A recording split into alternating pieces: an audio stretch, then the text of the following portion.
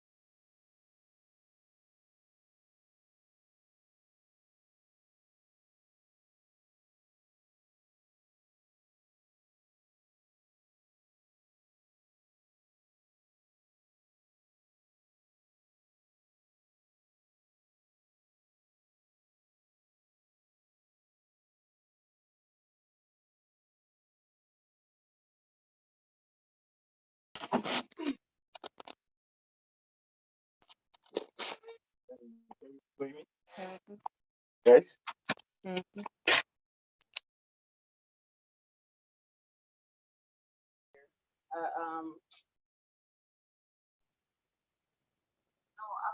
transfer from now. Yeah, that meeting.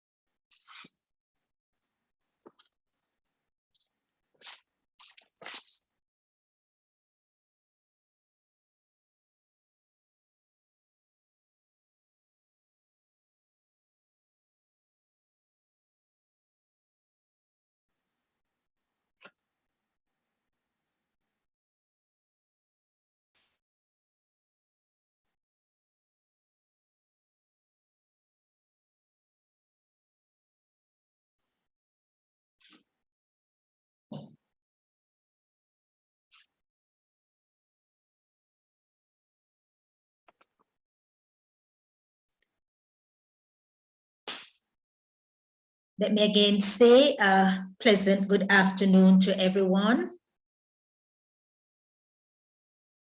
All our stakeholders who are represented here this evening. I just want to greet you warmly and to welcome you to this parent consultation. Let me, on behalf of the management and of course the staff of Morant Bay High School, wish you a very happy new year and to pray that this year will indeed be a very prosperous one for you. Now in December 2018, COVID-19 appeared on the scene, and early in 2019, it entered our lives. And I must say, since then, it has not been the same.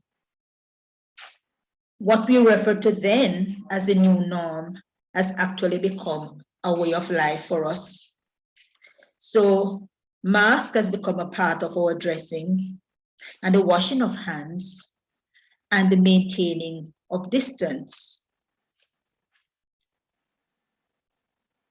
For many of us, we need to realize COVID might be here to stay, or if not to stay, it might be with us for a long period of time. And so we have to find ways to navigate the course of our lives with COVID. And of course, the educational sector is one such area. So we have been given the go-ahead to include all our students in face-to-face teaching and learning activity. And therefore, we have called you here this evening to this consultation. First of all, it's a requisite for the Ministry of Education before we can reopen. And secondly, I just want to know that we value your input, stakeholders. So this evening, we are going to be presenting to you our plans for reopening. And of course, we are going to be getting your feedback. We do value your input, so we ask that you please let us know.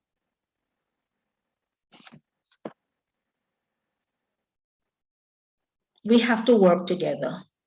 parents, teachers, students, all stakeholders. We have to work together. This is the only way we will progress and we will conquer this period of difficulty in our lives. So we do thank you for being here this evening. We thank you for the feedback that you have given, because some persons have been expressing their views since we reopened for our 5th and our 6th formers. And of course, we have taken these into consideration and will thereby improve our operation. So we thank you for your feedback and we ask for your continued feedback. At this time, I'm going to be asking Mr. Silver to lead us into devotion.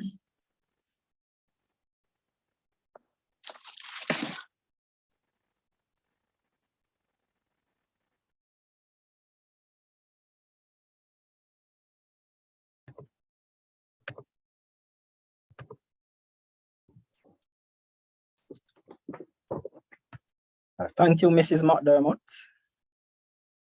Good afternoon, colleagues. Good afternoon, parents. The sixth form teachers will be leading the devotion this afternoon. So we're going to start by singing a few lively choruses. All right, so we're going to ask you to choose 2 for us, and so we can sing lively.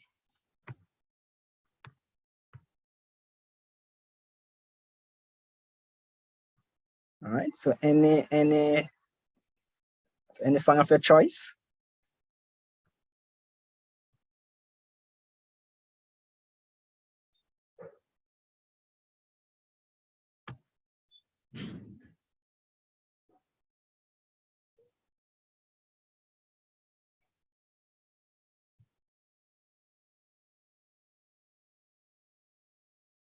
Any song of your choice? Okay, all right. Real. We're together again. All right, so we get 2. One is real, and then we are together again. All right. So we are going to start with we are together again, and then we go for real. All right. So after 3, 1, 2, 3. We are together again. Just praising the Lord. We are together again. So you can open the mic and let us sing. All right, so we can open our mic at this time, and so we can sing joyfully. So you're going to have a feedback if everybody tries to sing. So get somebody who can sing to sing. I see you're trying. I like that, Miss Pasco. I'm trying. All right, so can we have a singer, please?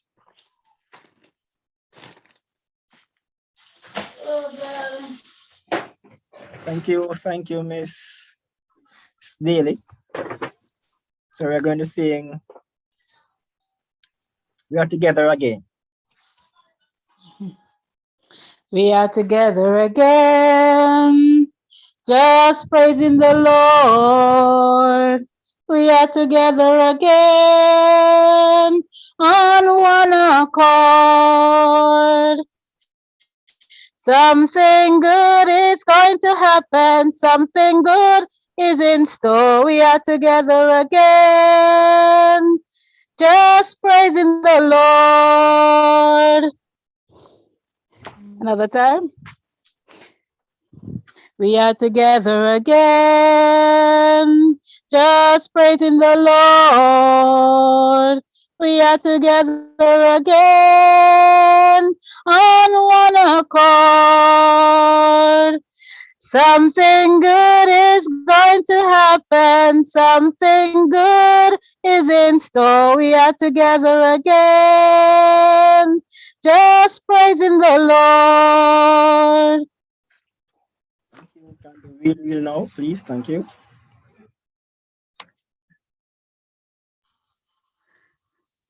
Somebody else will have to sing that one, please. Volunteer for real.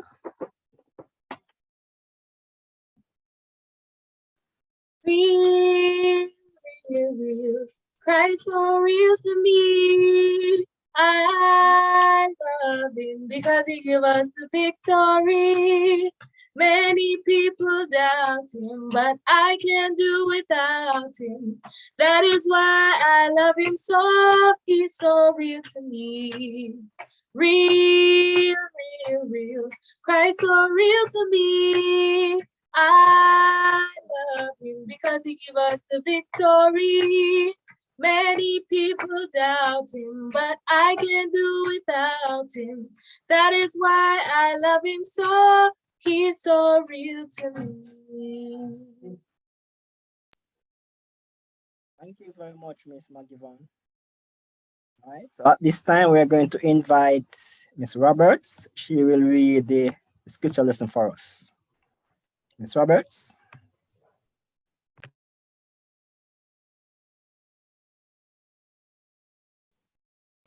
Good afternoon, everyone. The scripture reading comes to us from Isaiah chapter 41, reading verses 5 through to 10. And it reads, "The isles saw it and feared. The ends of the earth were afraid, drew near and came. They helped everyone his neighbor, and everyone said to his brother, 'Be of good courage.' So the carpenter encouraged the goldsmith, and he that smootheth with the hammer, him that smote the anvil, saying, 'It is ready for the soldering.' And he fastened it with nails, that it should not be moved. But thou, Israel, art my servant, Jacob whom I have chosen, the seed of Abraham, my friend. Thou whom I have taken from the ends of the earth, and called thee from the chief men thereof, and said unto thee, Thou art my servant. I have chosen thee, and not cast thee away. Fear thou not, for I am with thee. Be not dismayed, for I am thy God. I will strengthen thee, yea, I will help thee, yea, I will uphold thee with the right hand of my righteousness." And we honor the word of God by saying amen.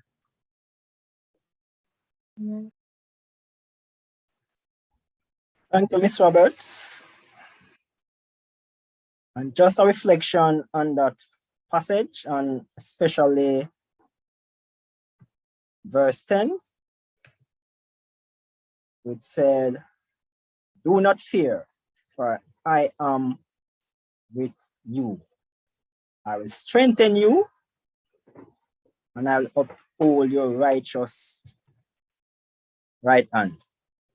And so these are some comforting words. And as we are about to getting ready for the face-to-face, I know that some of us are anxious, some of us are fearful, but we are being reminded that the Lord is our God and He is with us. He will strengthen us. All right? So we can take comfort in knowing that the Lord will not leave us alone. All right? And just to let you know that it is reported that the word "fear not" appears in the Bible 366 times, one for each day, and also for the leap year. So we are not to fear. We are not to be fearful of what is happening around us. God has given us a spirit, the spirit of wisdom, knowledge, and understanding, so that we are able to understand the behavior of the virus and what is going around us. He also gives us the knowledge of what we should do and what we should not do. And one of the things that I have noticed is that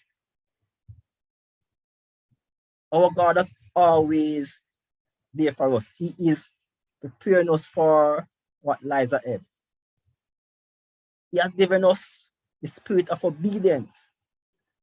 And once we obey, especially the protocols, the COVID protocols that has been established, then we have nothing to fear. So I just want to leave that with you this evening, colleagues and parents, that as we venture out, or as we prepare to venture out next week and the other weeks to come, we should take comfort in the word that the Lord is with us and he will strengthen us. All right? At this time, I will invite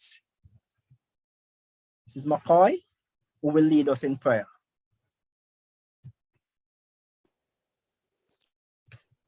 Good afternoon, everyone, and by extension, a happy new year to you all. Let us pray. Almighty God of life and love, we thank you for the new beginning that each day brings. Lord, we desire to give ourselves completely to you and to trust you, O Lord, for you alone are worthy of our complete confidence. Lord, help us to realize that there's no problem too difficult for you. There's nothing that we can bring to you in prayer that is too perplexing or hard for you to answer. Teach us, O Lord, to see the beauty that we so often ignore. Lord, allay our fears, because truly we are fearful because of so many uncertainties that surround us. Lord, as we are about to discuss matters concerning our children, I pray that whatever is said and done at this meeting will be done in order. I pray that as we return to the physical space, you will keep us safe. Bless us, O Lord. Amen.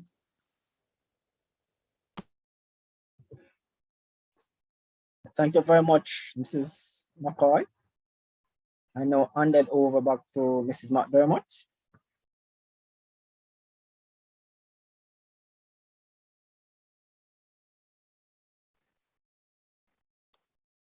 Thank you very much, Mr. Silver and your team, for so ably conducting our devotional activities. And the theme is well received. Be not fearful, because God has not given us a spirit of fear. So as we look to the future, let us all look forward with hope and with the assurance that God is with us and that he is directing us. Thank you again, Mr. Silver and the team of sixth form teachers. The privilege is mine now to say welcome to you, our special guests on this platform here, and of course to those who are joining us on YouTube. Let me recognize firstly the representative of the Board of Management who is here, Reverend Abbasalam Smith. Welcome, sir. Then we have our acting principal, Mrs. Marsha Ford Brown. Our PTA representative, Mrs. Claudette Basco, is also here. Our acting vice principal, Miss Alicia King. We also have here Mr. Bertram Anderson, representing the Alumni Association. Then there are our year supervisors. For fifth year, Miss Carlene Grant. Fourth year, Mr. Shanda Chambers. And sixth year, you just heard from Mr. Silver. Our teachers are also here. And of course, you, our parents and students and all other stakeholders, we say welcome.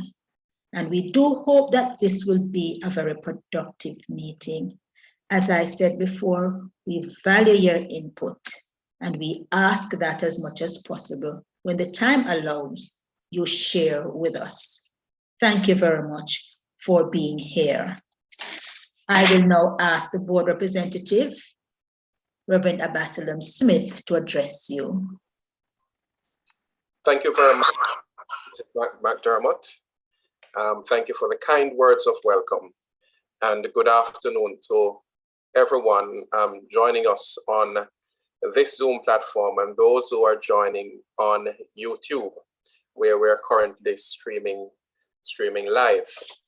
Let me greet the members of the management team of the Morant Bay High School, led by Mrs. Marsha Ford Bryan, and vice principals and year teachers, coordinators, and also I greet Mrs. Basco, who is the president of the PTA, and Mr. Anderson, president of the Alumni Association.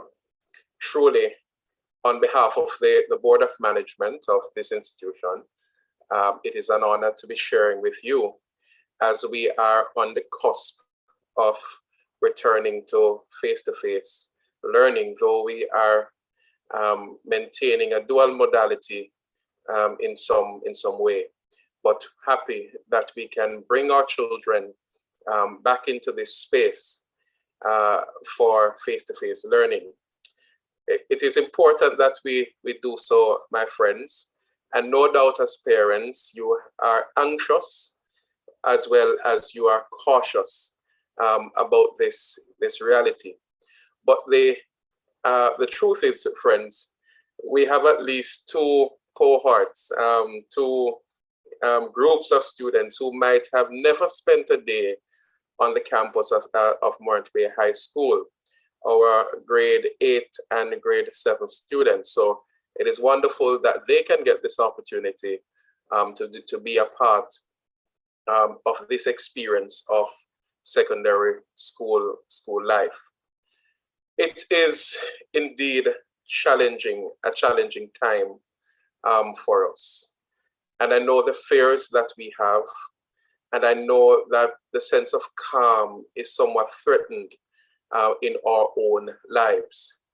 But we, as a church institution, we are so proud of the strides that Morant Bay High School continues to make, not just in St. Thomas, but nationally. Just to also remind you, friends, that this is an institution owned and operated by the Methodist Church in the Caribbean and the Americas, the Jamaica district. And Morant Bay is one of 5 secondary institutions that we operate. The other 4 being Excelsior High School, Westwood High School for girls, St. Andrew High School for girls, and the York Castle High School. As a church, we also enjoy the privilege of running a community college in Excelsior Community College, which is on its way to become a university college, hopefully by 2024. And in total, 70 institutions across the length and breadth of Jamaica. So as you can see, my friends, that Morant Bay High School is a part of a great heritage and a great legacy, and that is to be celebrated everywhere we go. There has never been a more appropriate time for our institution to live its motto of Carpe Diem. Simply put, this is our time to seize the opportunity and to seize the day. And I am so proud of the kind of leadership that is happening. This afternoon and this meeting with the parents of these selected grades represents just represent one of a series of meetings that we have had and will happen. Because tomorrow we continue with the meetings, and in the evening the Board of Management will meet to interact even more deeply with the plans for reopening. And so, friends, I want to offer my greeting to you, and I want you to be as optimistic as you possibly can.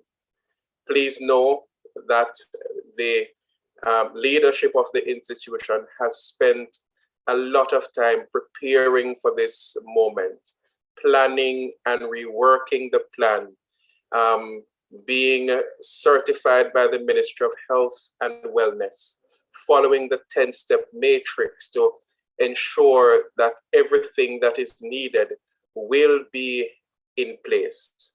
But the last thing I want to say to you parents is that we crave this partnership that we ought to have together. I know, again, you're anxious, but this is a moment to seize the opportunity to partner with each other. I hope that your fears will be allayed this afternoon, and I hope that you will partner with us as an institution, and indeed, we will continue to make Carpe Diem Nation proud, not just at the premier institution in the East, but we strive to become world class. Have a good afternoon, everybody. I will not be able to stay with you for the duration of this meeting, but I hope that this will be a productive time together. Thank you.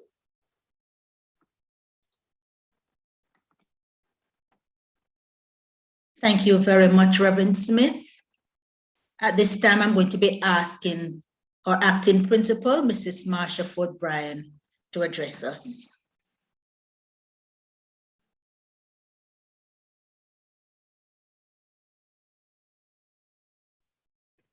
Thank you very much, Mrs. McDermott.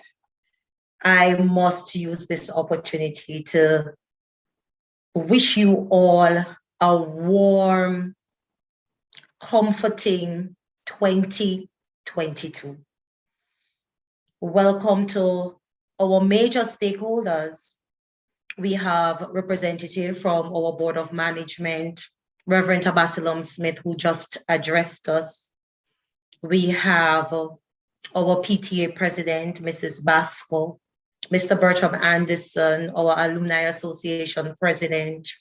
We have our mighty team of management, including myself, Mrs. McDermott, Miss Alicia King, and we couldn't do it without our year coordinators, our classroom teachers, our form teachers, and of course, we have our parents and our students here with us.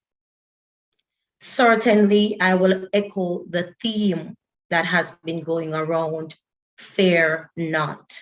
We know that we are indeed living in challenging times, and we know that the flesh in us will fear. But I will also piggyback on what Reverend Absalom would have said, that we need this level of partnership to ensure that we collaborate with each other. We share ideas, we brainstorm, so we can at least have the best fit and the best strategies that will work for us as an institution. It is not by chance that our motto is to seize the opportunity.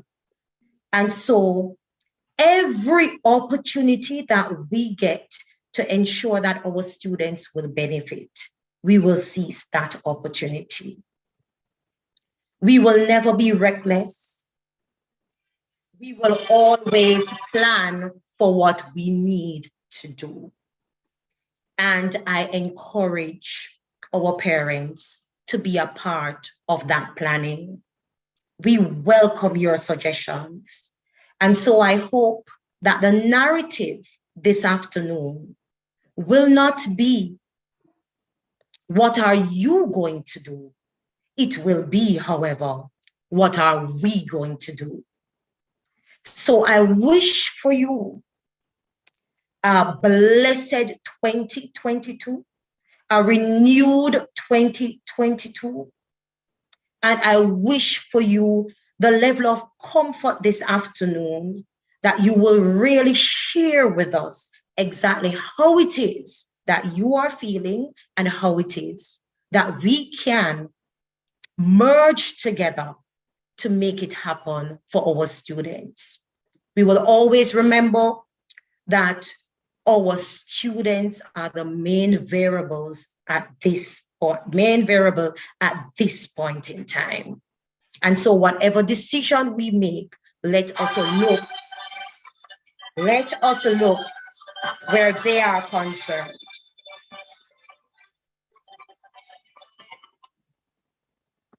So thank you so much for being here and also for being here on time. Many persons were here on time. So let us join hands together and see how best we can seize all opportunity and ensure that this term is a success. Thank you so much. And I look forward to speaking with you even further this afternoon. Over to you, Mrs. McDermott. Thank you very much, Mrs. Ford Bryan. I'll now move to our PTA president, Mrs. Claudette Basco.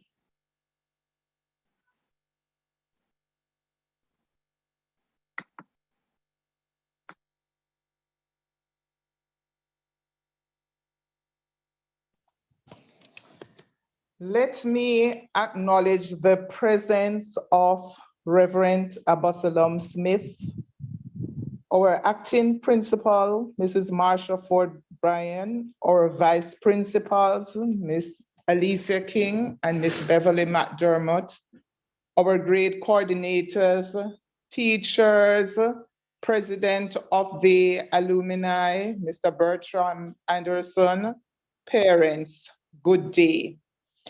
A very warm and cordial welcome to you all.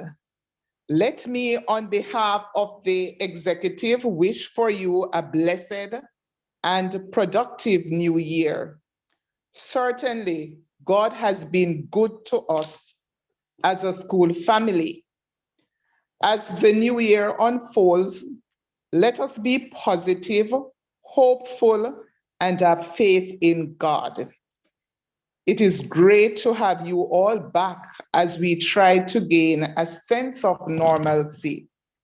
It is indeed an indication, parents, of your interest in your children. I see quite a number of you online. The past school year has been difficult for many of us parents, teachers, and also our children as they navigate the online platform.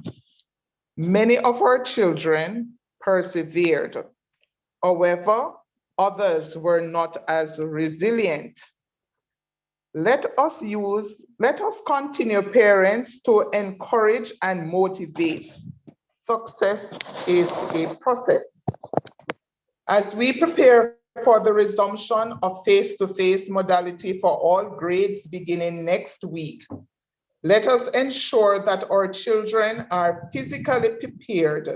That is, having all the necessary tools for learning and also for their safety and protection. Their masks, sanitizers, and practicing physical distancing where possible.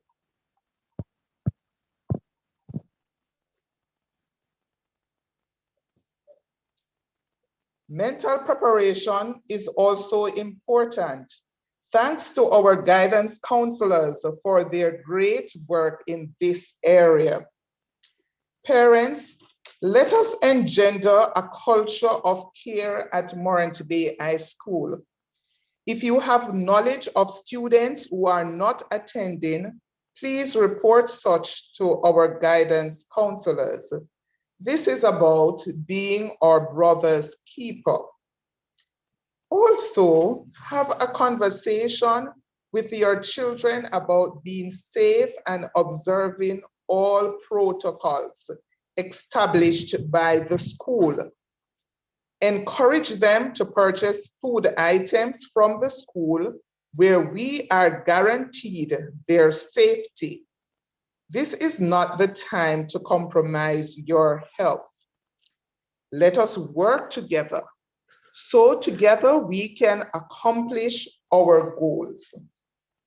I say to you, be not fearful this school year unless we forget how God has led us in the past. Carpe diem, always. Over back to you, Ms. McDermott. Thank you very much, Mrs. Basco. I am looking for Mr. Bertram, not seeing him. Mr. Bertram, if you are here, please indicate.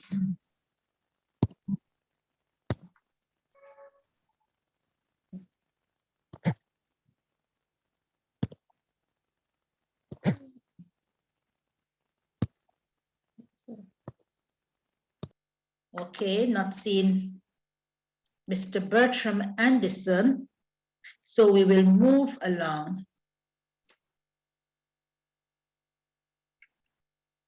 The year supervisors are with us. You heard from Mr. Silver, but at this time I'm going to formally introduce to you parents the acting sixth form year supervisor, Mr. Silver, and I'm going to ask him just to bring a few words of greetings to you, and of course to introduce the members of his team who are here. Mr. Silver.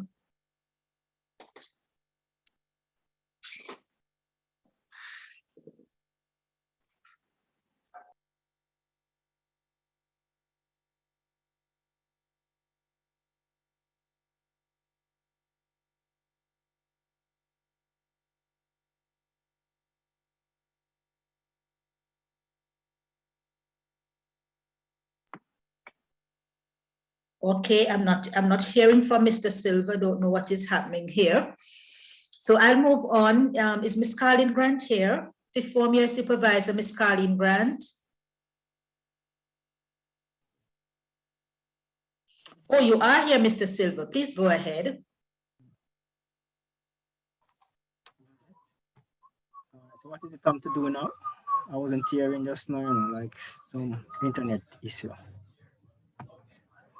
I'm just asking you to say a few words of greetings to those who are gathered here, and of course to introduce members of your team who are here, or the other sixth form teachers who are here. Okay. Good afternoon, again, members of the board, the PTA president and her team, colleagues. All right, so I'm acting year group supervisor for sixth form. Here with me is Mrs. Watson Williams, Mrs. Buckley McCoy, Miss Roberts.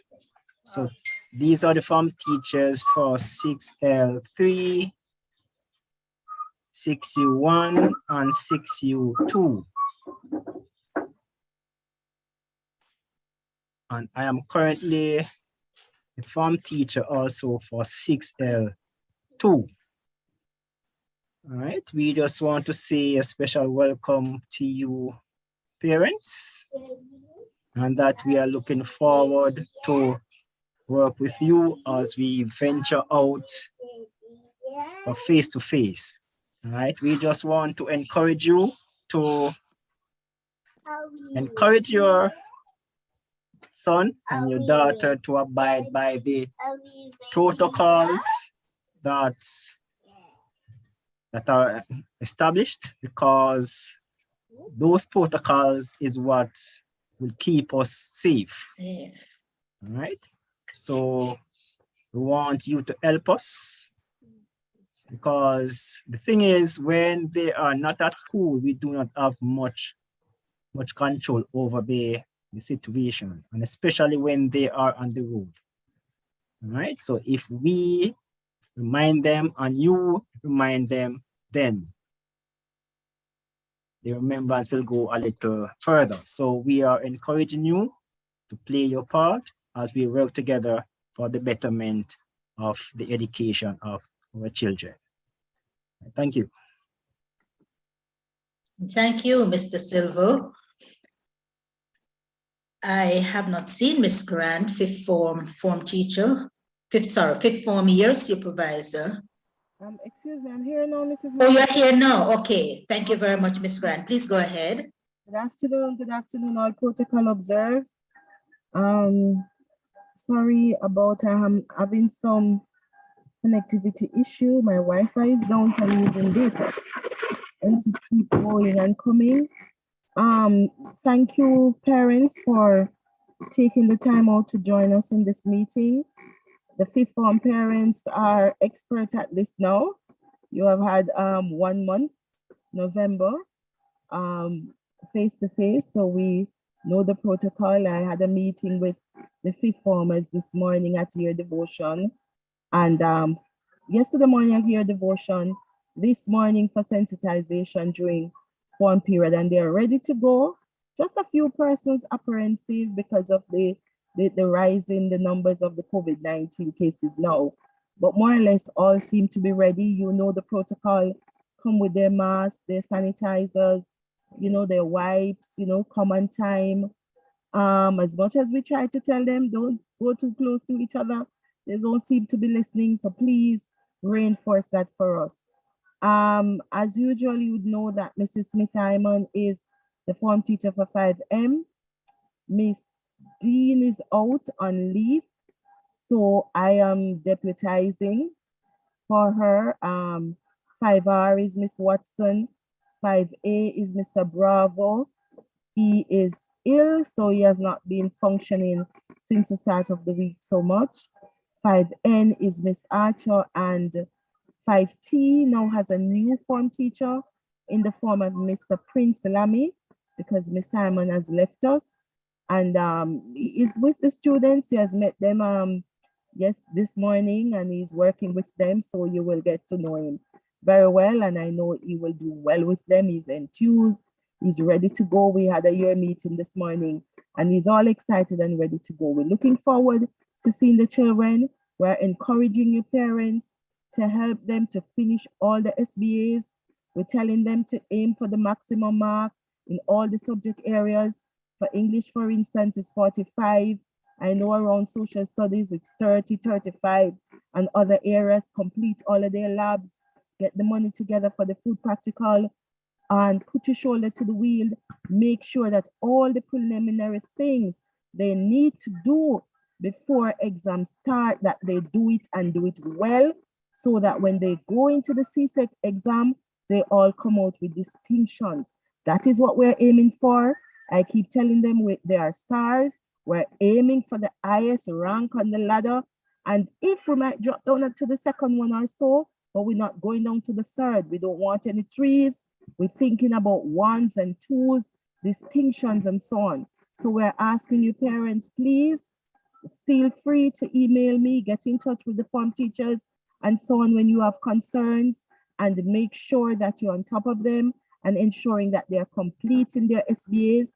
All subjects have SBAs to do. Find out, they should have them in their classroom. You can also go in the classroom to see what they're doing and so on.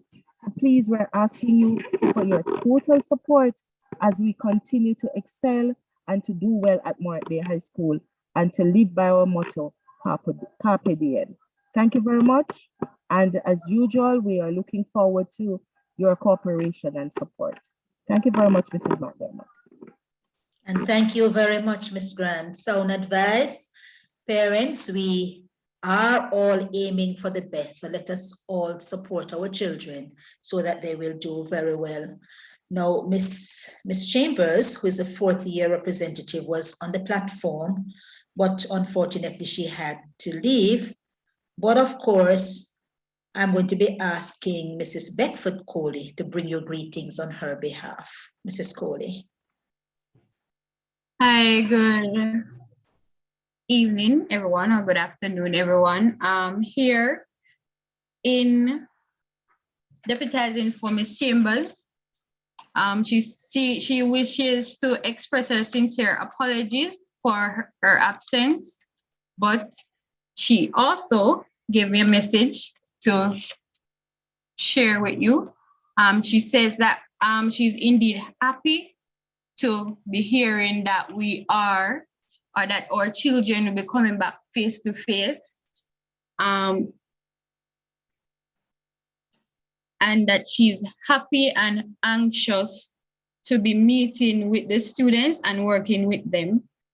She also says that she's looking forward to further collaborating with the parents in extracting the maximum from this face-to-face opportunity, and that she knows that each parent will be putting out their greatest effort in ensuring that each student show up and follow the protocols so that we could stay in school a little longer.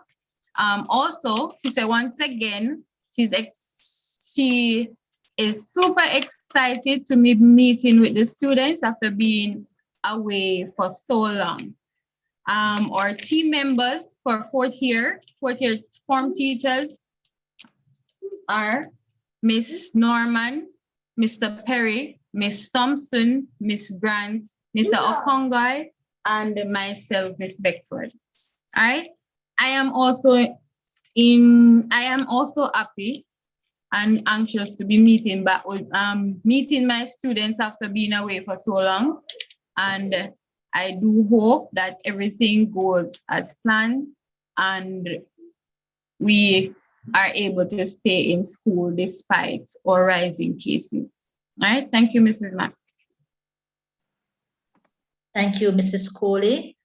And of course, thank Ms. Chambers for her message. Parents, I know that some of you are super excited for your children to be back at school. I must say that, as Mrs. Coley said, some of us teachers really sharing that excitement because we realize that being at home, yes, we might be teaching, but we realize that the type of results that we would want, we cannot achieve it with the students being at home. So we are really happy for this face-to-face interaction again with all our students. And as Reverend Smith said, we have two groups of students here who don't even know what their school looks like. And of course, we are really happy for them. So we are now going to be getting into the real purpose of this meeting. And for that, I ask you to help me welcome again our acting principal, Mrs. Ford Bryan.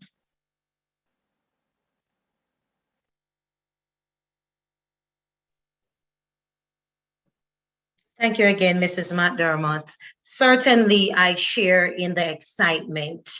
We know that we will be threading on, uncertain terms, but as we go along, we have the tenacity to adjust because we consider ourselves to be extremely flexible.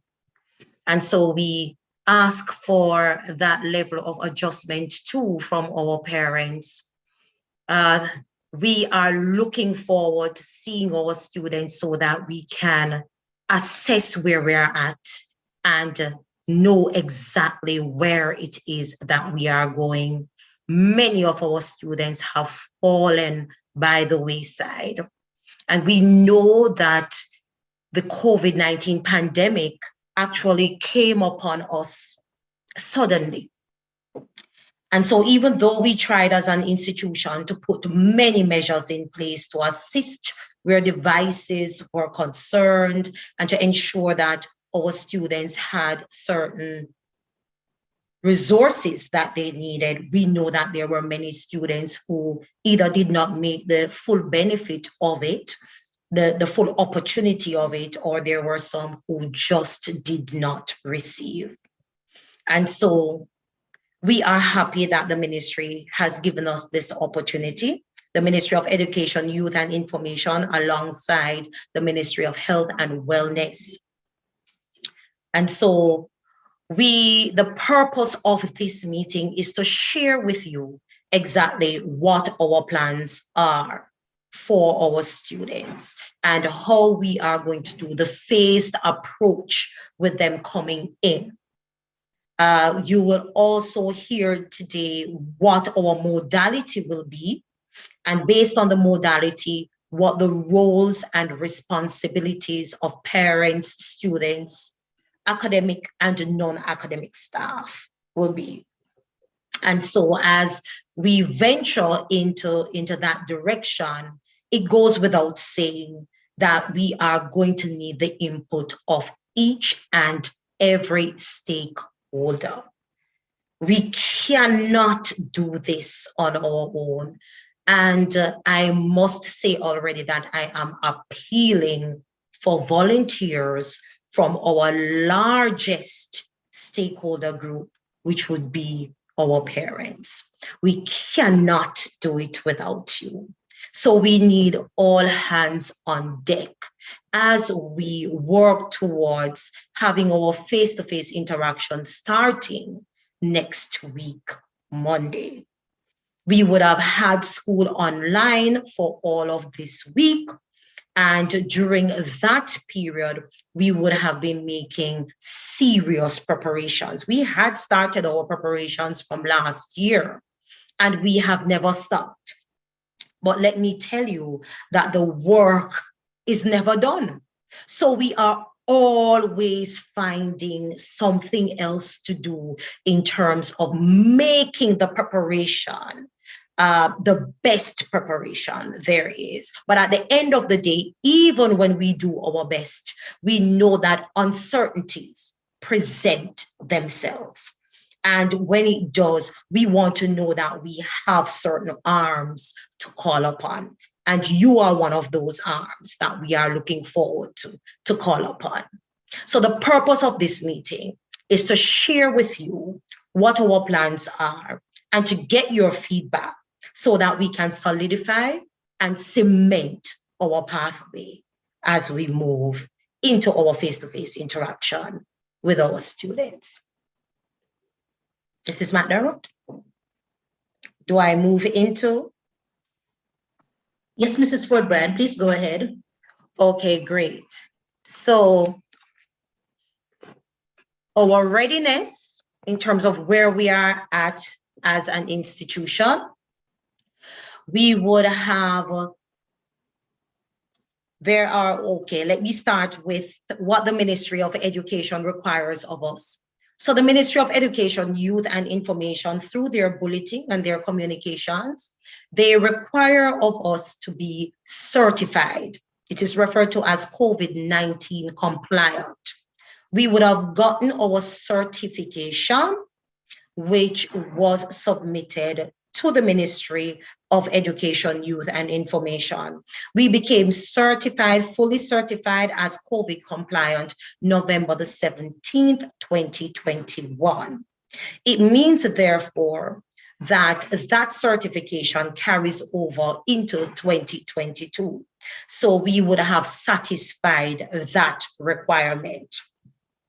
Next requirement 2. We are to create a 10-step matrix, which is a reopening matrix outlining every single thing that we expect to put in place to ensure that the transition is COVID friendly. So we take into consideration the physical grounds of the school environment.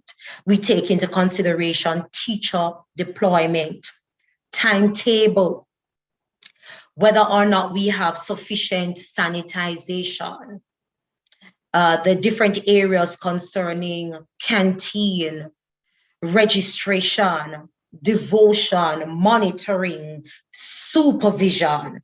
So all of these are taken into consideration. We must prepare a document to be sent off so that it can be approved.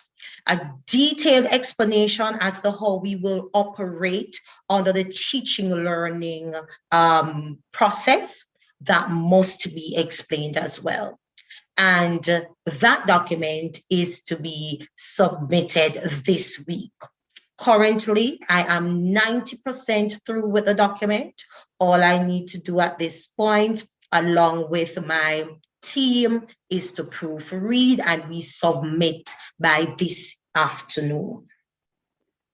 The third requirement is for the board chair or board chairman to write a letter to the Ministry of Education outlining everything that we would have done, including the various consultations that we would have had with all our stakeholders, and that we have been doing since last week. So it continues into this week, consultations and sensitization sessions. That letter is already scribed and that letter is already signed. Once that is sent to the ministry, which we hope to send to the ministry by tomorrow, then the ministry will give us written communication stating that we will open. If you notice, I'm using the narrative that we will open, because I have no doubt that the plans that we have in place, they are solid plans. They are not inflexible plans, but they are solid, justifiable plans that you will be hearing. So you would have gotten the communication from us outlining how we intend to progress. So thus far, since last week, we have been doing deep cleaning. So we have those 3 conditions that we must meet, and I'm certain you are seeing that we are pretty much on our way. Since last week, we have called in extra manpower to assist with deep cleaning, because as you know, there were some classrooms that were left closed for an extended period of time. And so we need to do our deep cleaning. So that has been on its way. We have been fumigating, we have been deep cleaning, we have been getting additional dispensers, wash hand areas, setting up the areas so that we are prepared for additional students on the compound. I know that persons will be concerned about whether or not we have sufficient hands. I have already made contact with premier organization, which is Ministry of Labor. And I have expressed to them that we need additional hands. We need persons from the youth service. And I have been guaranteed that I will be getting at least 5 additional persons to assist us for the entire year. These persons, we will be placing them in areas to assist us as we move along and as we progress. So we are in fact galvanizing as much as possible the assistance that we will need on the ground. Mark you, the Ministry of Education has expressed to us that they are not in a position to give us additional human resources at a cost. So what we are currently doing is to utilize the organizations that are around us and utilizing our stakeholders to assist us in this way. And this is why I continue to make the appeal to you, our parents, that we are in fact going to need volunteers.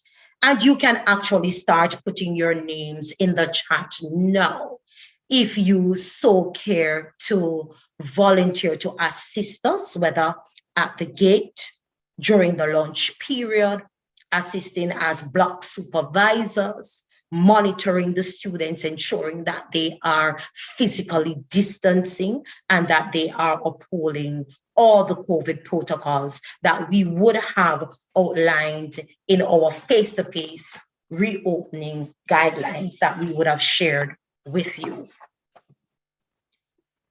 What else do we have in place?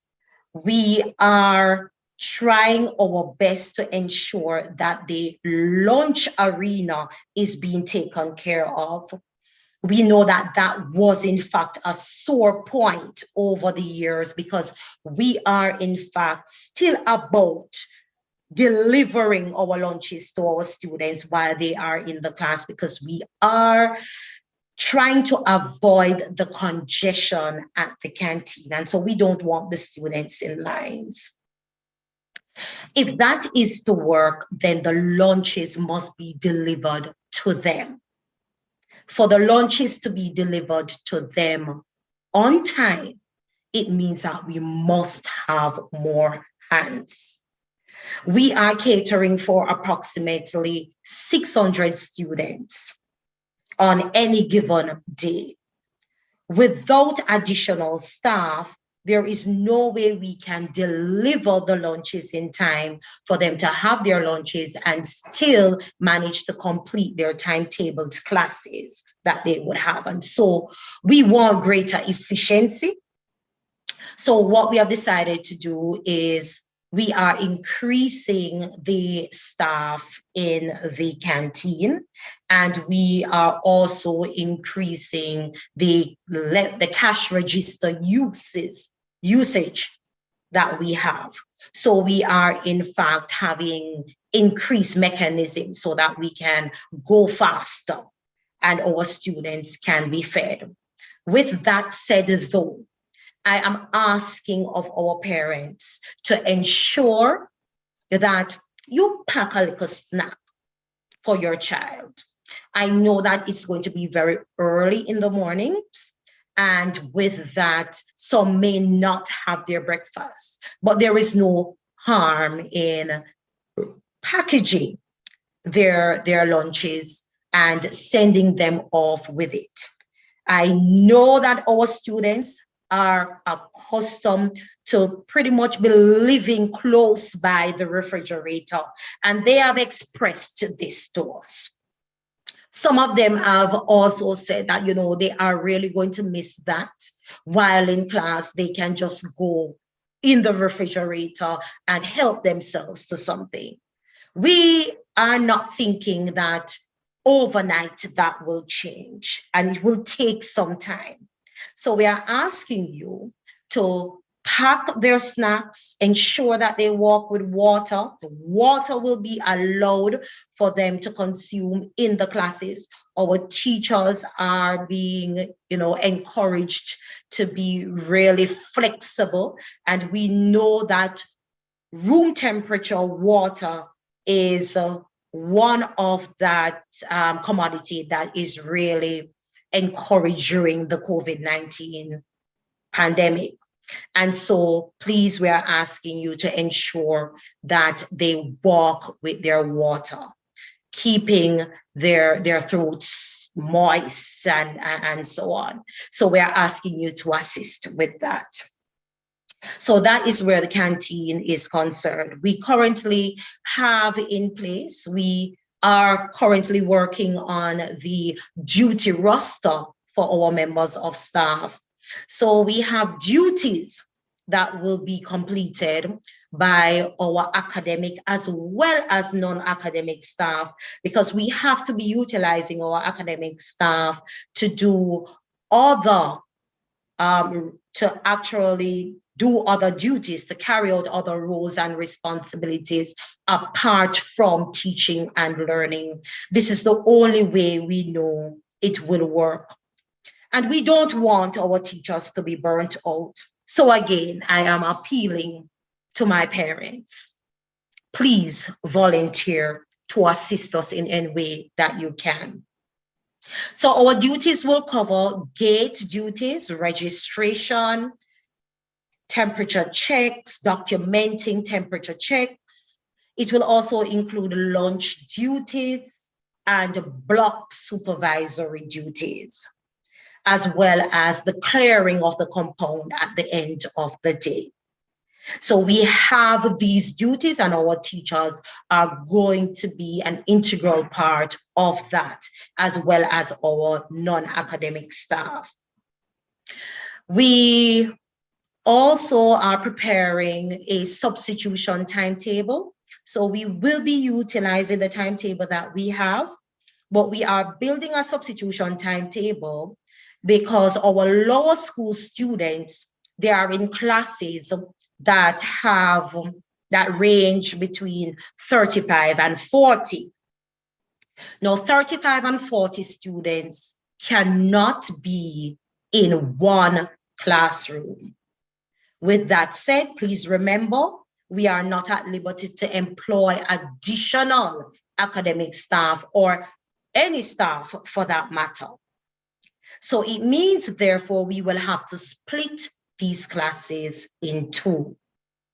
So while your child is scheduled for a subject that would have one teacher, at this point, we are creating a timetable that will split that one class in two. Can the teacher be at two places at the same time? No. It means that we must have a substitute teacher who will be at half of the class, and then we have the primary teacher at the other half. At the end of 50 minutes, a rotation will be made. When the rotation is made, then the other half of the class will be taught while the other half of the class has supervised activities to be done. That is how we intend to operate under our face-to-face interaction when our lower school students come in. For our upper school students, however, majority of the classes are already split and they already have their individual teachers.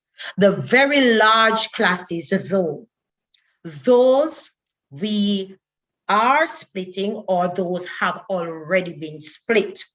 So our teachers will be there supervising. So at no point in time, we should have your students unsupervised during class sessions. For the lunch duty, we ask of our teachers too to spend about 15 minutes outside of their lunch duties, going through the blocks and the classrooms, ensuring that our students are physically distancing.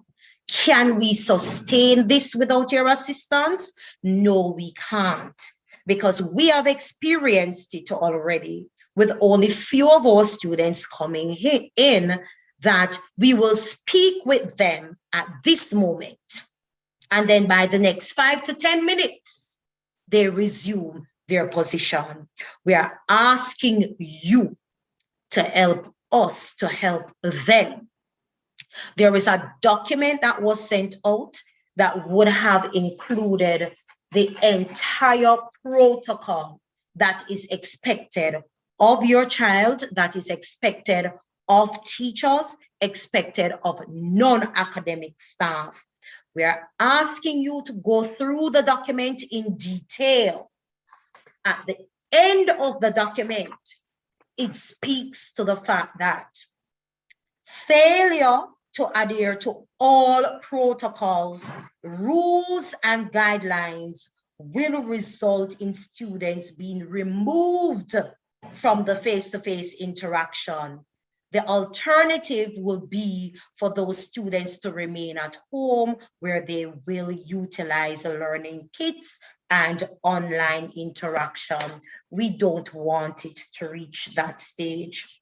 But if we have to be speaking to your child repeatedly and frequently, then we will not endanger other students because your child refused to adhere to protocols. So we are asking you, we are begging you to encourage them to live up to the expectations that we have.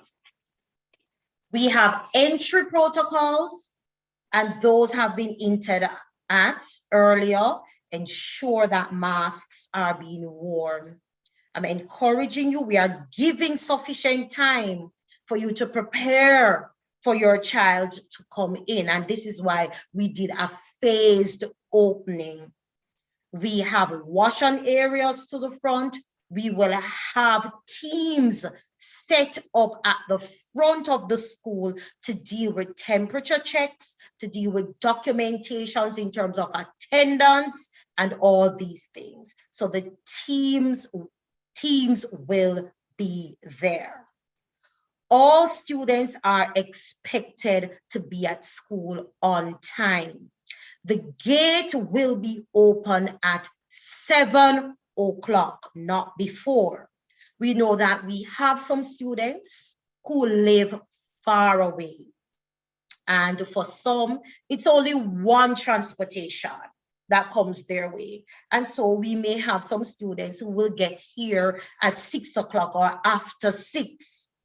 Now, we cannot afford to open the gate to students who will reach here at that time because they will be unsupervised. And I want you to understand that.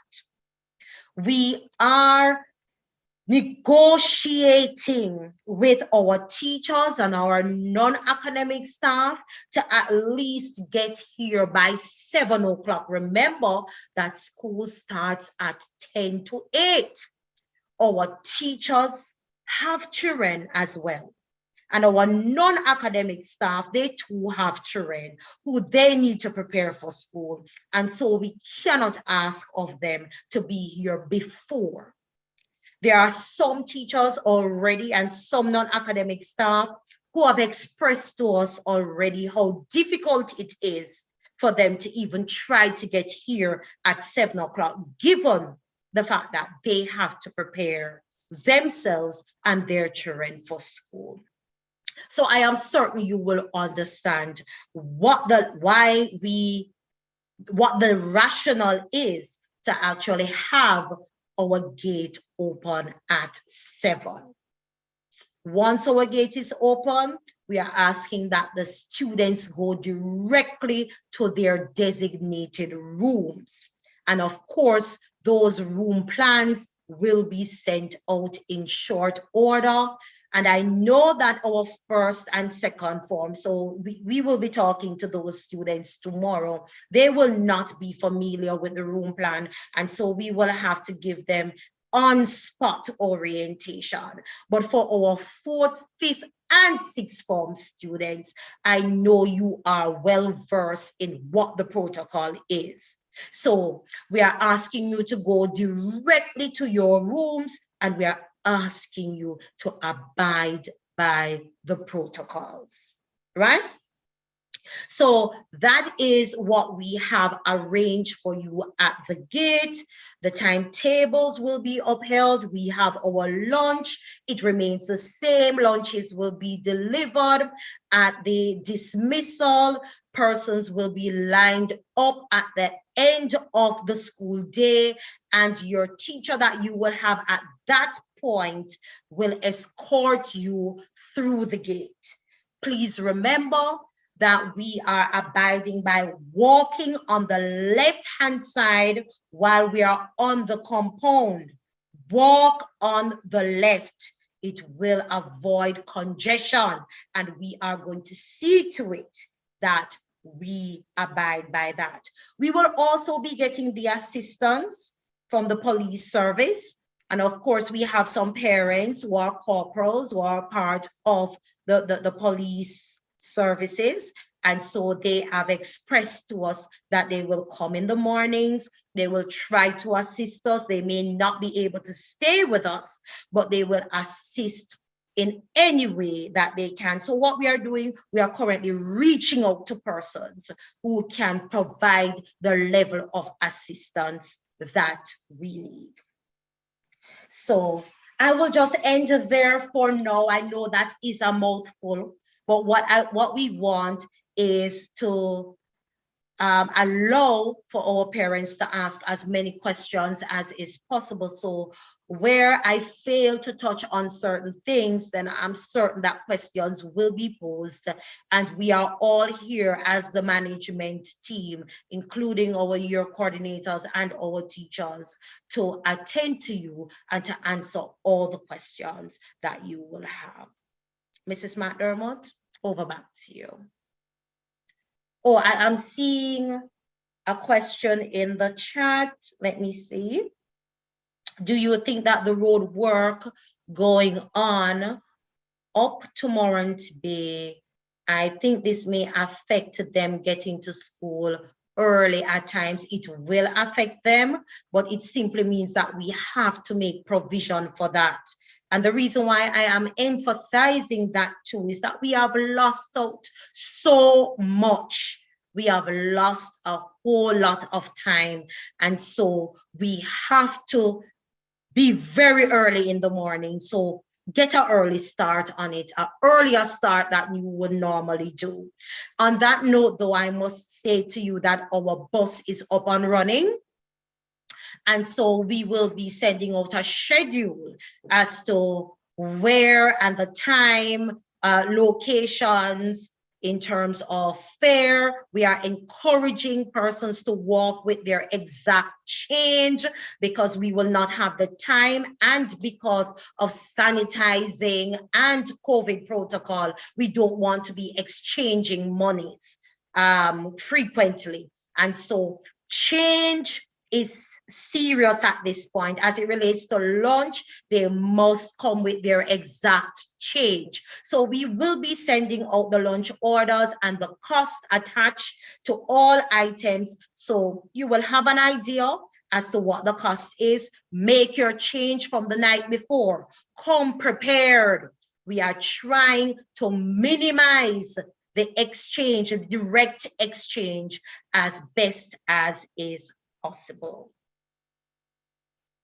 Good. So I answered your question. The school bus will be working. We are up and running. We just need to sort out the schedule and the time so that persons who are early, you will know exactly where to board the bus.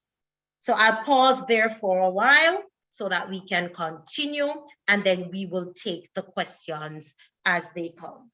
So thank you so much for listening, and thank you so much for starting the participation. Okay, Mrs. McDermott, back to you.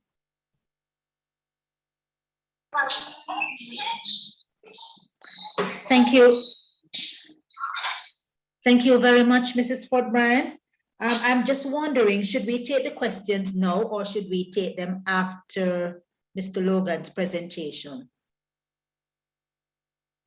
We will take them after the psychosocial and mental presentation. Okay then, all right, thank you very much. You're welcome. Yes, at this time, parents, we want our children to be optimally rounded in every way. We want to consider all aspects of their lives. And COVID has in fact derailed some people mentally. And we want our students to have good mental health. So I am going to be asking Mr. Logan at this time to address you. And he's going to be talking to you on psychosocial aspect of the students. Mr. Logan.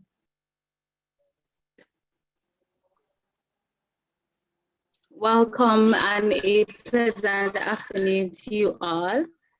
As you can see, guys, I'm not Mr. Logan, I'm Miss Johnson, one of the guidance counselor at Morant Bay High School. All right, so welcome and a pleasant afternoon to you parents, students, staff members, Reverend Smith, Mr. Anderson, and other specially invited guests. And a blessed new year to you all.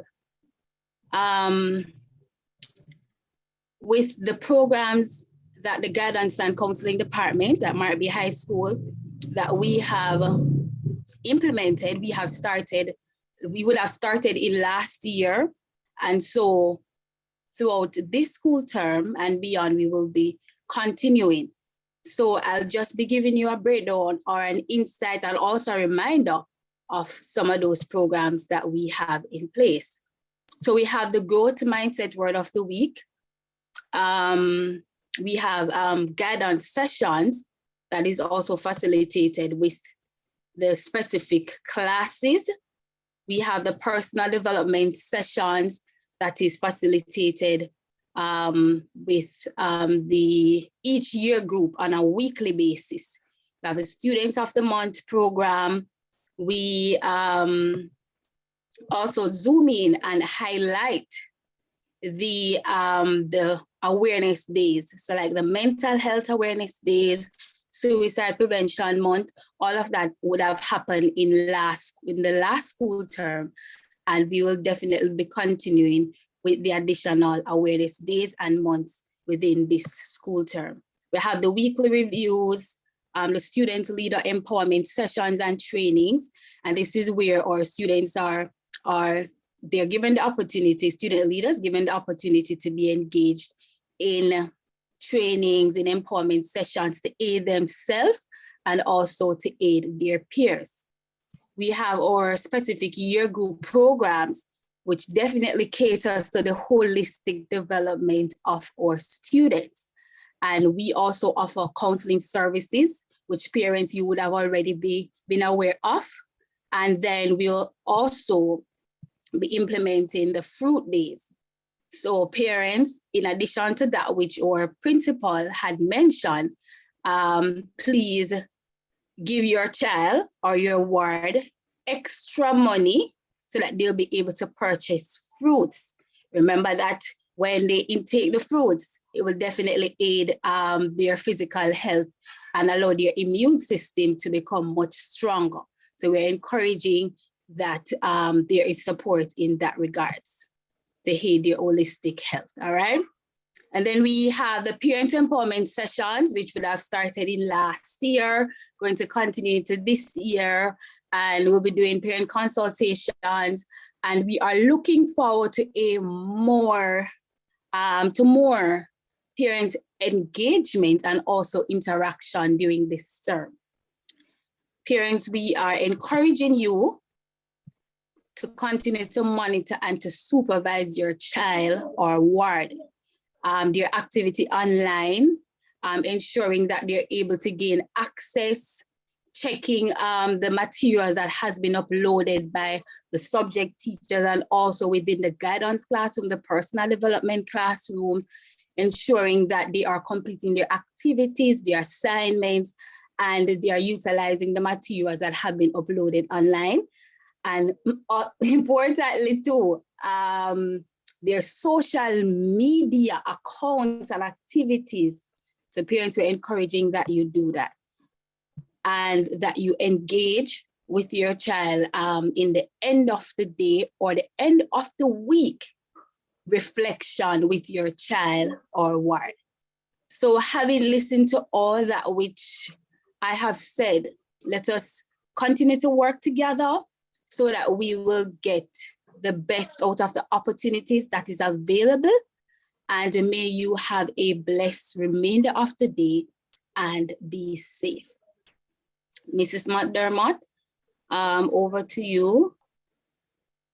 Thank you very much, Ms. Johnson. I am sure the parents really appreciate your word to them. At this time, parents, it is over to you. I'm going to be asking you to whether ask your questions orally or type them in the chat. Whether questions or comments or concern, we value them. Please let us hear from you now, parents and well-wishers who are on the platform as well. Ms. Johnson.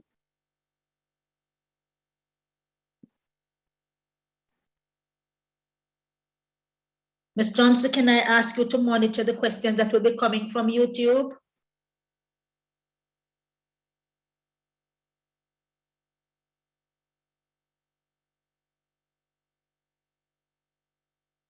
Ms. Johnson?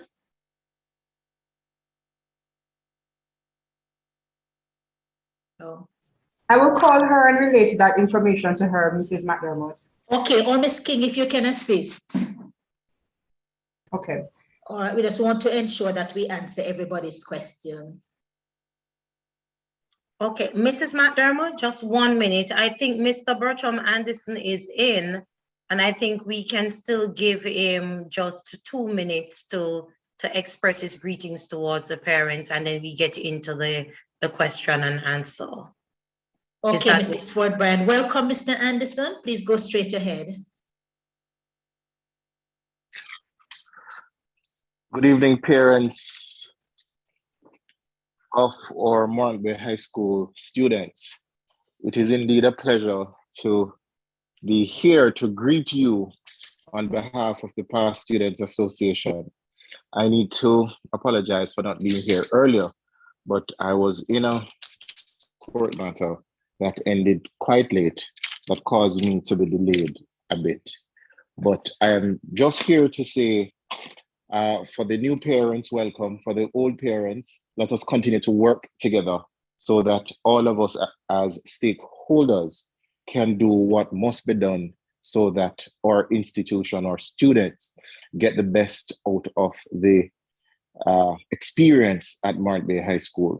We are indeed happy to have everybody on board, and we want all of you to take just an interest in what the child or your children they have to do. I heard the teacher just now trying to encourage you to be involved in your child's or your ward's life.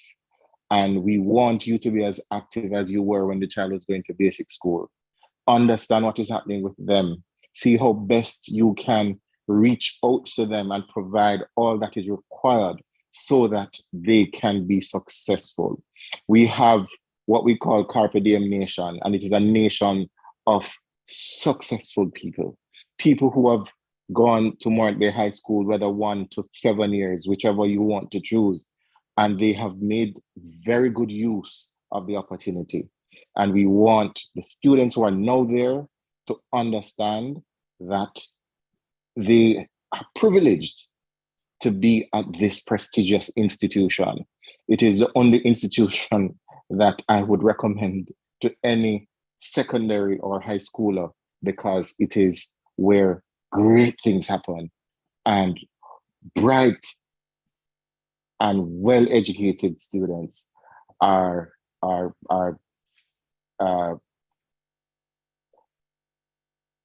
go through the process of ensuring that they are the ones who come out on top in this thing we call life. I have a lot more to say. You have heard many things from many different persons today, but everybody's singing the same tune. We want you to be involved. We want you to understand that it cannot be done without you. You are a significant part of what we do as a school. And in the end, we all will benefit, because if you do your part and the school is better for it, then your child or your ward will be better for it. Ladies and gentlemen, I want you to know also that the Past Students Association is there for you and for your ward or children, and you can always reach out to us. And follow us on Instagram, follow us on Facebook, get our numbers, call us, tell us some of the things that you are interested in, some of the things that are not going according to plan, and some of the things that we can assist with, because we are going to be working with you, working with the school, working with our teachers, Ms. McDermott, and everybody, Mrs. Ford Bryan, to ensure that your child or ward gets the best out of the Carpe Diem experience. Have yourselves, ladies and gentlemen, a wonderful evening. And as I said before, we can be reached. Just find a way to reach to us, and we will assist in whatever way or form.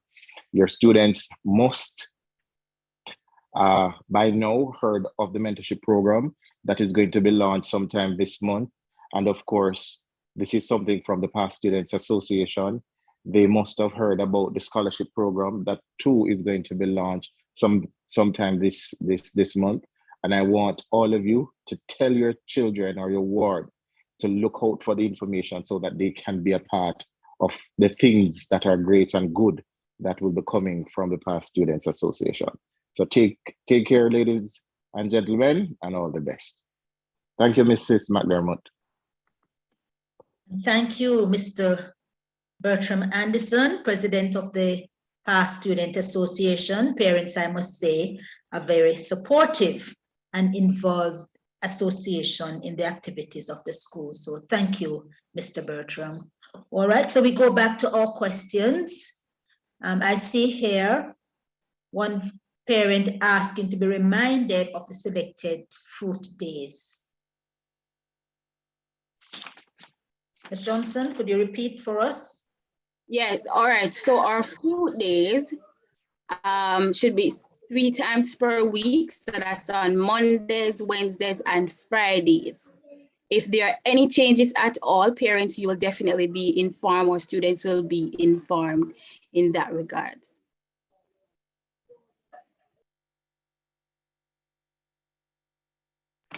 Thank you very much, Ms. Johnson. We do want our students to build their immune system so that they can be strong.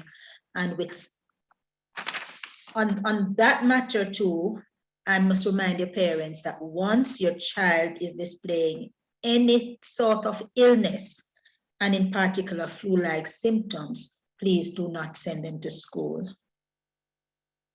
All right, let them stay at home if you need to watch it or if you need to seek medical attention, but please do not send them to school if they are ill or if they have any flu-like symptoms.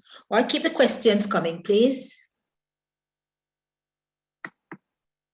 Mrs. McDermott, there is a question on YouTube from a parent. She's saying that there was previously issues with the lunch list reaching some of the farm students later, causing some students not to receive any lunch.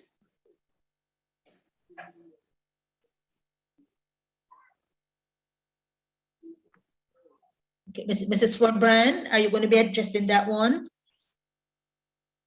Or should I go ahead? You can go ahead, Mrs. McDermott. All right, I admit that in the past we might have been short-staffed in that area. And that is why, as Mrs. Fort Bryan mentioned, we are beefing up the staff, both in the canteen area, those who will be cashing, and of course, hoping that all students will get their lunches, and not just get their lunches, but get them on time. I really don't know of the situation though where they have not gotten lunch. I must admit that there were 1 and 2 occasions when the lunches were late. But we are going to try and improve in that situation, and that is why we are having the additional hands in that area. Well, I hope that answers your question, parent.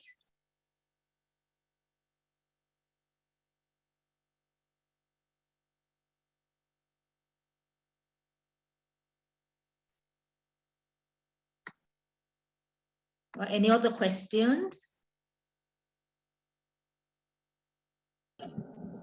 Good evening, everyone. Kamisha Doni here, parent of Kaji Doni. I'm only making a suggestion because I know that it will be very difficult on the teachers, and if we don't have enough volunteers to do the lunches, I'm suggesting that we use, say, class monitors or class captains to be in charge of each class lunch, and then it would make it a little easier to get it over to the students, all the students in the class, along with the volunteers and along with the help that they'll get from teachers. I am already feeling it for the teachers and wish that I was available. But I'm just looking at the overall workload at lunchtime and wondering if it is possible that just those young leaders could assist in the program. Thank you very much, Mrs. Downey. Last term, we had monitors. In fact, we ask each class to supply 2 monitors, 2 lunch monitors, and those individuals were the ones who were responsible for taking the orders in the mornings to take it to the canteen at specific times. I must say there are times when the books were late, and that is why their lunches were late. That added to it also. So the monitors would take the orders, take the books to the canteen, and of course the monitors go to the canteen at lunchtime to collect the order that is packaged for them. So we have been using the students, and as you say, with the extra help from parents and others who will come on board, I know that things will run smoothly, and we really look forward to improvement in that area. Okay, thank you. You're welcome. Mrs. McDermott, may I go ahead and respond to a question in relation to part here? Sure, Ms. Johnson. Okay, so the parent who is concerned about the part lunch being available for first form students, most definitely lunch will be available for all the students registered on the PATH program, but specifically for the first form students, once you would have submitted the PATH verification letter, that's the proof of PATH, or the PATH payment slip, that's the little gray slip. Once you have submitted that to either myself, Mr. Logan, Miss Francis, or the school at the general office, then most definitely that will be lunch will be available for your child. In the future, other things will be put in place, like a path card and so forth for the child.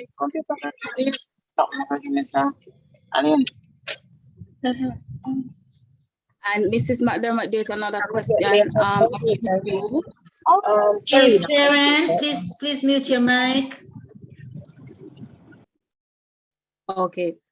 So question from a parent, it states, is there any plan to get COVID-19 test kits to utilize when necessary?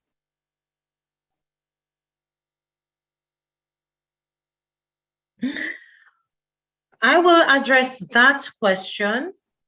I was listening to the news last night that spoke of test kits. I don't know how prevalent that is and how accessible it is, seeing that it is in shortage and it is just being introduced too. But what I can definitely say is that persons are encouraged. You are still encouraged, even though the Ministry of Health and the Ministry of Education has somewhat given some leeway. We are still encouraged to be vaccinated. So on a regular basis, we will have to be sending in our vaccination status uptake to the ministry so that they know exactly where we are at as it relates to our statistics. So there was, in fact, a Google form that was sent out by Mr. Logan last December. It is an ongoing Google form, and we will be including that in the WhatsApp groups on a regular basis.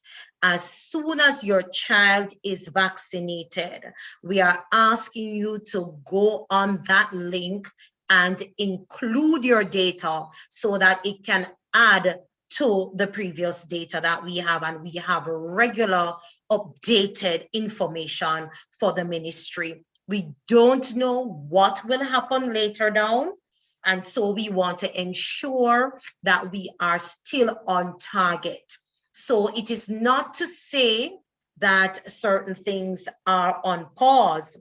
It is still being continued. Unfortunately, at this point, at this juncture in our preparation, I cannot speak to testing kits at this time. The Ministry of Health and the Health Center will have to be the one to take that on. But as an institution, that does not come within our parameters at this time.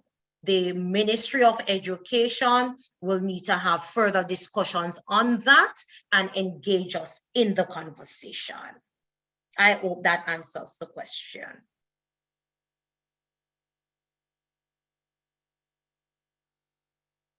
If you are insisting that the Ministry of Education said that the Ministry of Health has pledged that some kits will be made available, then I await to see that. I have not been engaged. Morant Bay High School has not been engaged in that conversation. So we await that information, okay? Thank you.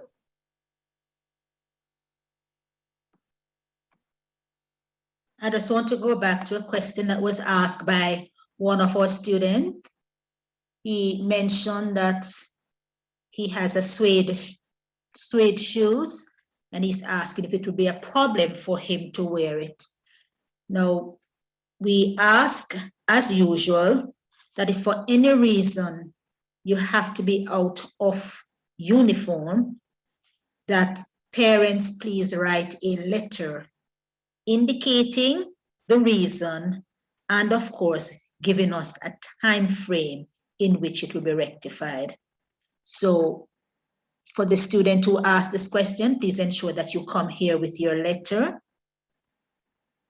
And of course, by extension, if there are others who have difficulty in having their uniforms, their correct uniform in the shortest possible time, we ask that you bring your letters also written, signed by the parents, indicating the reason, and of course, given the time frame in which it will be corrected. I see Mrs. Basco's hand is up. Mrs. Basco, please go ahead. Okay, let me say good afternoon again to everyone in this meeting. I see in our discussion that the principal, she has expressed the great task that is before us, and she has asked that parents assist. I am going to also urge parents, those who are a little free. I know that some persons who actually work, so they will not have the time, right? But I am going to urge parents to assist, to put your names, to submit your names in the chat so that we can assist our students. It's a lot of work, parents. It's a lot of work. So I am going to encourage you, because where students do well, parents assist. Thank you. Also, Mrs. Ford Bryan, I don't know if it is an appropriate time now for us to select the reps for the 4th form and 5th form, as well as 6th form. Okay, what we can do, Mrs. McDermott, please permit a sideline here. What we can do is to just throw it out right now that those persons who are interested in representing the year groups, 4th form, 5th form, and 6th form, you can indicate so by placing your name in the chat. The aim of this is to ensure that we have a liaison person, a liaison parent in each year group that we can get immediate feedback from. And of course, the PTA president, Mrs. Basco, will love to know the intricacies of what is happening in each year group. And so she's asking for the assistance of having someone volunteer to, or we can go via vote once we have nominations to have persons representing each year group. We wanted to do this since the last year, but time would not have allowed us.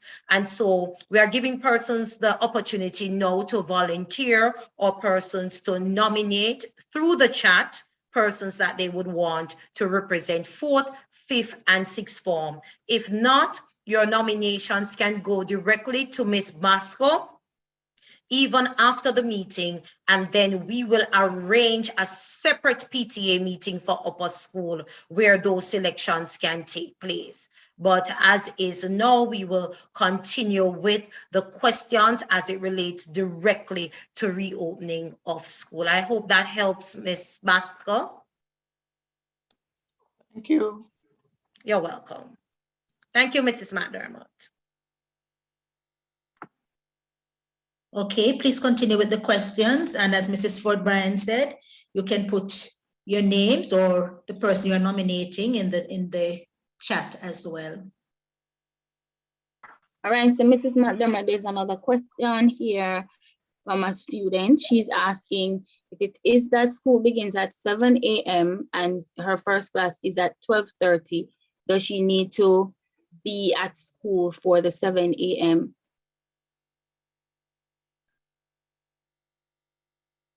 Okay, can I ask Mrs. Ford Bryan to address that one, please? Certainly, but school does not begin at 7 a.m. We said that the gate will be open to accommodate persons as early as 7. I would like to know which year group I am speaking directly to, that student is from, because as far as I know, students are timetabled for all classes. And once you are timetabled for your classes, you are expected to be there because there is a final report that is going to be created for you.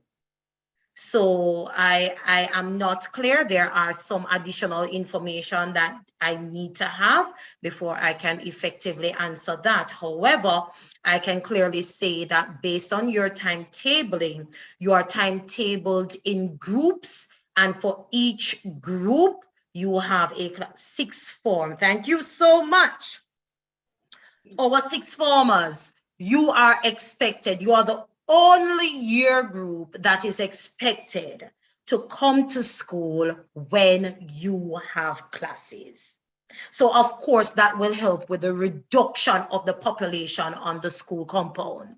Sixth formers have that privilege because they are pre-university students, and of course we expect them to demonstrate that level of maturity too and still be here on time for their classes.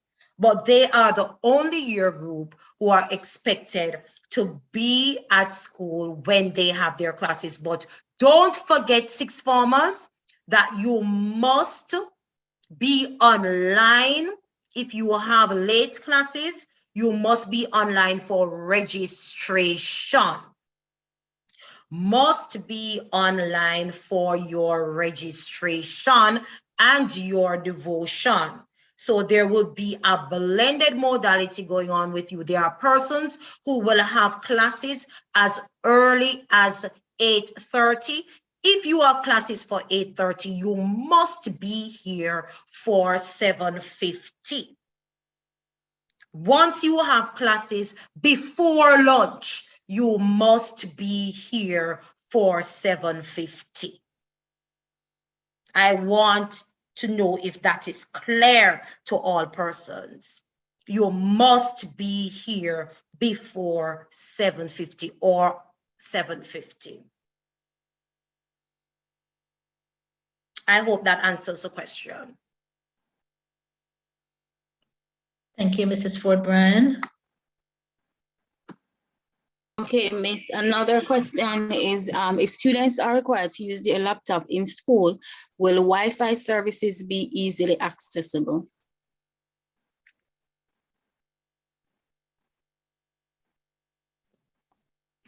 Mrs. Ford Bryan, that's another one for you. Yes. I just unmuted. I'll take that one. Okay, what we have been doing, and I must give serious recognition now to the Past Student Association, who has been helping tremendously in this area. We have been expanding our Wi-Fi accessibility, and to date I can clearly say that we have coverage from the 5th form block to the 1st form block. The entire quadrangled area has full Wi-Fi coverage. So all those classes that are there, of course, access is there. Students who were asked, which would have been the fifth formers who did their exams last school term in December, they would have experienced the use of the Wi-Fi during their examinations, particularly for their paper 1.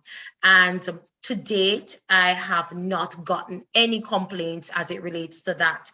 Based on what we experienced in December, we had an upgrade to that, and the upgrade will continue into this year. So we expect to have 100% coverage in short order. So it is a process, and we are working on that process. So certainly you will be given a voucher. I would only think that it's the fourth formers who are not aware of that process. And so if this question is coming from a fourth former, please note that we have vouchers that are being distributed to students, and there are certain links that you will attach yourself to so that you can get access. So vouchers will be disseminated to students as was done last term. And of course, you will have full coverage based on the points, the Wi-Fi points and portals that we are inputting now.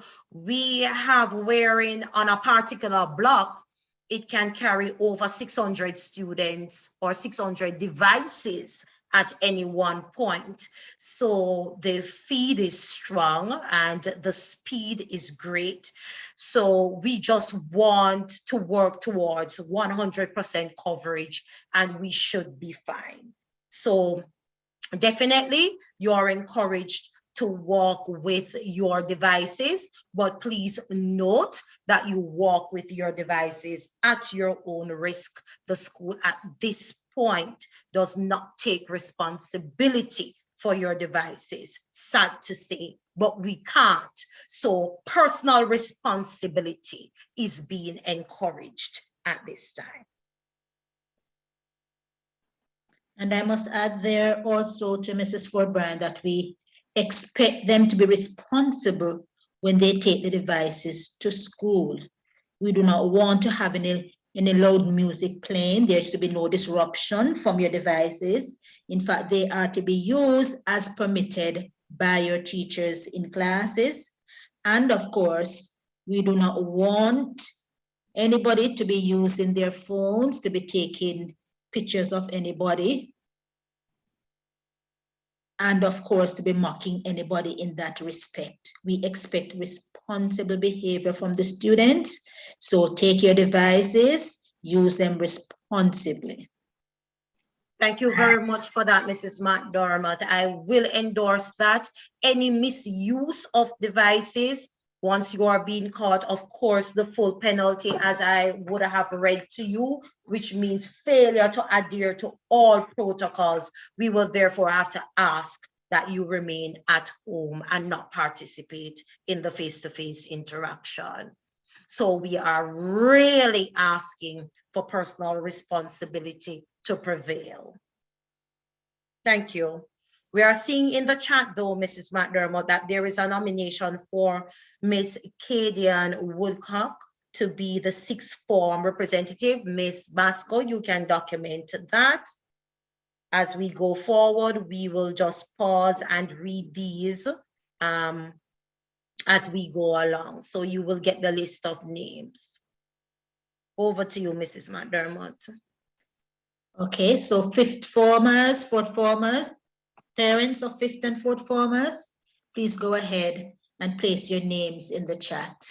Or of course, nominate somebody. All right, do we have any further questions? Yes, Mrs. McDermott, a parent is asking, well, it's stating that our child is currently overseas and the child won't be back until early February. And so will there be online classes still available until that time? Well, as online go ahead, Mrs. Ford-Bryan. No, go ahead, Mrs. Ford-Bryan. Okay, the online portal will still be in use. but I want parents to fully understand our blended rotational modality that we are using. I really hope that the communication to all stakeholders was clear and explicit, but I will emphasize, I will re-emphasize. You all know that this week was totally online classes. Next week, we are inviting all fifth formers and all sixth formers to face-to-face, which means that the next week, we would not have online classes for our students. So it will be face-to-face. While we are meeting face-to-face, our teachers will still be utilizing the online platform, uploading content material and activities for students to do. So of course, with that, our students will have access to the activities and the content material. But for teaching and learning, the focus will be for face-to-face for our fifth and sixth formers. The following week, which is the week of the 17th. Let me ensure that I have that right. The week of the 17th to the 21st, our fourth formers will join in the fiesta with face-to-face interaction. And the following week, which is the week of the 24th, January the 24th, we will start our rotation. So fourth, fifth, and sixth formers will remain at home, and our first, second, and third formers will come in for face-to-face. For the following week, our first, second, and third formers will remain at home, and our fourth, fifth, and sixth formers will return for face-to-face. On the off weeks, wherein your student will be at home, they are still timetabled for classes because it is still the same timetable that we will be using. While our teachers will be at school, those persons who are at home, our teachers will be logging in at the beginning of the classes to ensure that the students register for those subject classes. Work will be uploaded, activities will be uploaded, content material based on what they would have been taught face-to-face would be uploaded. And at the end of the classes, the students are expected to submit, and the teachers will be there to ensure the submission. We can't guarantee at this point, because we are transitioning, we can't guarantee at this time that full active teaching and learning will take place for the students who are at home while the teachers are at school, because the teachers will be carrying out substitution duties along with other responsibilities face-to-face. But what we are encouraging at this time is at the start of the classes, for those students who are at home, our teachers log in, who are here at school, they log in, ensure that the register is taken and that the students are on the portal, that they understand the activity that is to be done, and that they do what they must do during their scheduled timetable period. This is going to take a lot of logistics, a lot of independent work, a lot of encouragement from the parents, and a lot of personal responsibility. And so in order for this to work, we really want everyone to put their shoulders to the wheel. So that will answer your question, Miss. It simply means that on the online days, there will be activities. On the face-to-face days, there will be activities, but there is no guarantee that there will be full-fledged teaching and learning online for your child who is not here in front of us, seeing that we are facilitating that FaceTime. But certainly work will be placed online because we are still using that blended modality. And as the ministry would say, it is here to stay. So we will not erase the online platform. We will be using it even more so now to double up on what we would have missed. So we are hoping that the off weeks when the children are at home, that they will be reading their content, they will be doing their activities, they will be sending in their assignment, because when we meet them face to face, it is strictly clarification, teaching and learning that will be taking place. We will not be reading materials in the face-to-face classes. So we expect that serious independent work is done on the off week, so that on the face-to-face week, we can put in as much of the practical work and the teaching and the explanations and the clarifications as best as possible. So that's the aim. Our students have lost a lot. The SBAs must be completed, so the face-to-face classes are super important. Thank you. Okay. Any further questions? Yes, Mrs. McDermott. There is a question from a parent here who's asking, seeing that sixth form is mandatory, what are the subjects available?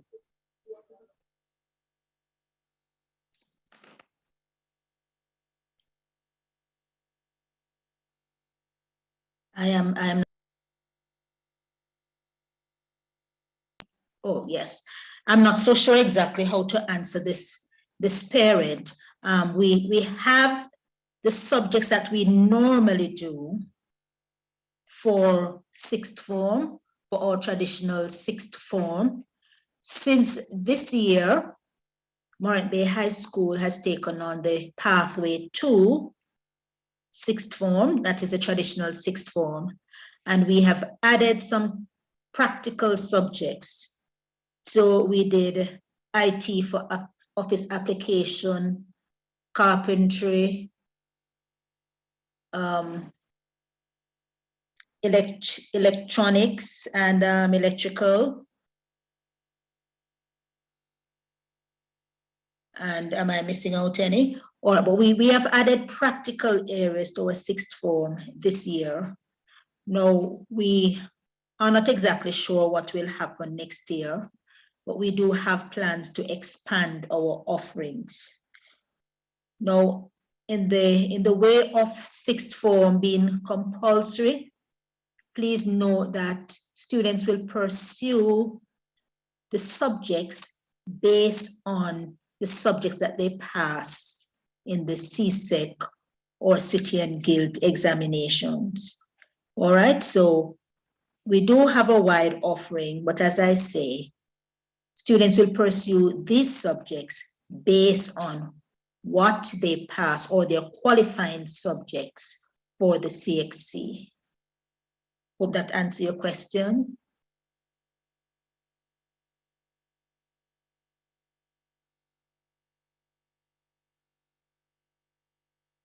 All right, I still have not seen Mrs. Basco, only the one name. I don't know if others sent you personal notes, or is it just the one? No, I have not any other. Well, but parents, we encourage you, please. Maybe you don't want to put your name on this platform here, but please contact Mrs. Basco so that we can have the year representatives. All right, Ms. Johnson, any further questions on YouTube? Yes, Mrs. One final question. A parent is asking, is it that fourth form should submit their work online while doing face-to-face school? It depends on the instructions of the teacher. So if the teacher says submit the work online, then that will be done. But as Mrs. Ford Bryan explained, during the virtual classes, the virtual days, that off week, when fourth formers, fifth and sixth formers will be at home. They'll be given work will be uploaded to the Google Classroom. They're expected to complete the assignments and of course to submit them virtually. All right, but at other times it will depend on what your teachers request of you.